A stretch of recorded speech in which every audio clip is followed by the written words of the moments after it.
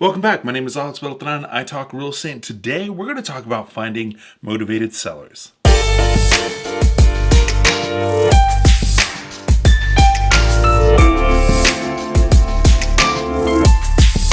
Are you looking for real estate? Every time you try looking for real estate, you think to yourself, man, where are all these good deals that everyone keeps talking about? Why can't I find them? Because it really seems like everyone is finding them except me. Well, simply put, real estate websites like Zillow or your local real estate offices, they cater more to the retail real estate buyer. You know, the type of people that buy sausage from the grocery store, so to speak. If you want to find real estate deals that are very good and very rare to find, you're gonna have to kind of buy the ingredients individually and make the sausage yourself, if you know what I mean.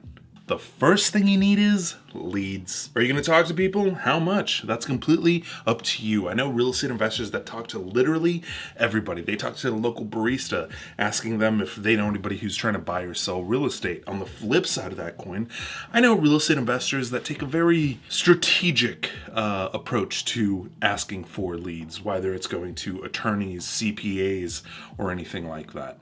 Both of them very successful, although I've noticed that the ones that focus on very specific individuals are the ones that have been doing it the longest.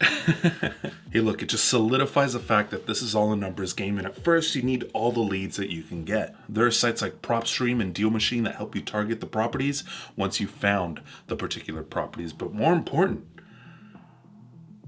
where do you look? Foreclosure websites, your county courthouse, your county assessors. Here's a little bit of a secret. The county assessors know who is and isn't paying their taxes. Oh, and if you're interested, in the event that someone isn't paying their taxes, you can actually buy their tax debt. It's called tax lien investing. I made a video on that. I'll link it above.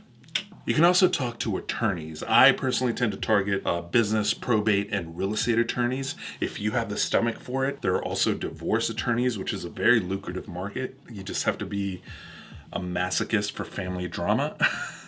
Also try to target real estate agents that focus on the type of real estate that you are specifically looking for. If you're working with a real estate agent that only works with new construction, but you're looking for farmland, I guarantee you're going to be very frustrated very quickly.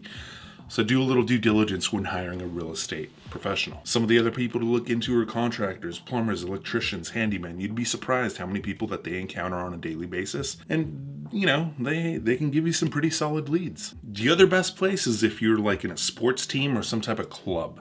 I'm not telling you to be annoying and tell everybody all the time what you do, but you know, generally speaking, letting people know what you do and kind of what you're looking for really goes a long way. You'd be surprised how many people network within these clubs or sports teams. And then once you've done all of this legwork and all of this lead generation, you're going to have one big problem.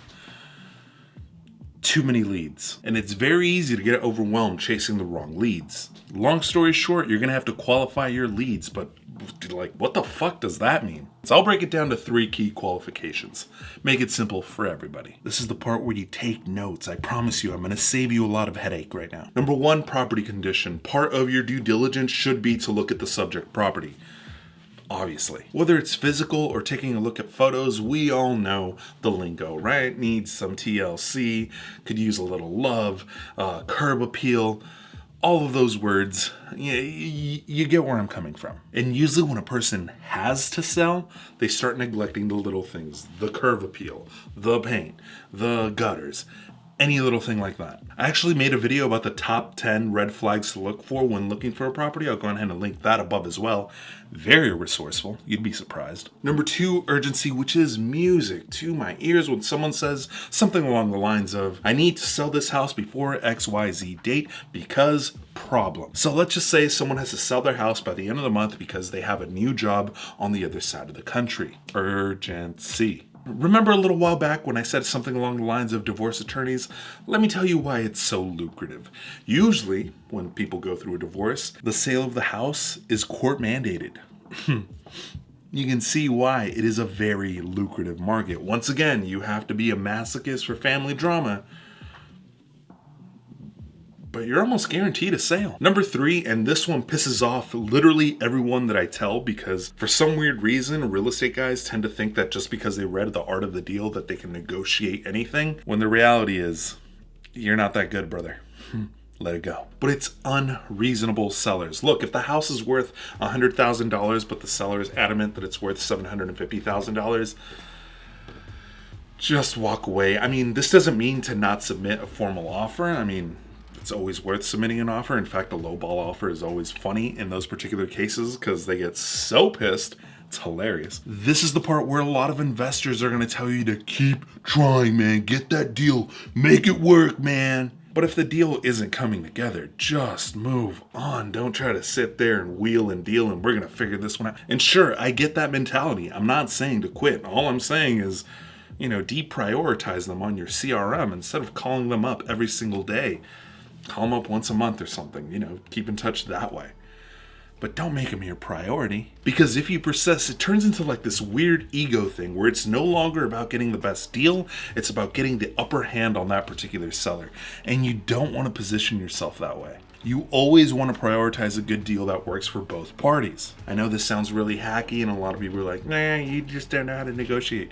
No, I just mitigate a lot of the problems that are going to eventually pop up later on down the line. And look, this isn't judgment if you take that route anyway. I just personally have to be very California chill vibe, shred the gnar type of guy. You know what I'm saying? And let's just say you're still adamant about getting this deal done. Who do you think is more likely to sue you? The seller where both of you came together to a mutual agreement that works best for both of you? Or the seller that later on down the line feels like you cornered them into this weird situation under duress? And look, I get it. If you dot your I's, cross your T's with a good legal document, there's very little that they can do. However, they can still sue you. And in like an unnecessary lawsuit, that's like very bad vibes, man. Nobody wants that, dude. I'm not jonesing you, but bad vibes suck. My suggestion right now is to keep looking for real estate deals. They are out there. There are a lot of cities right now that are beginning to soften up in their real estate market. Phoenix. It really is starting to lean into more of a buyer's market, especially now that we're going into the winter months, which is historically always a buyer's market. Anyway, go out there, find yourself those motivated sellers. I will catch you next week. Peace.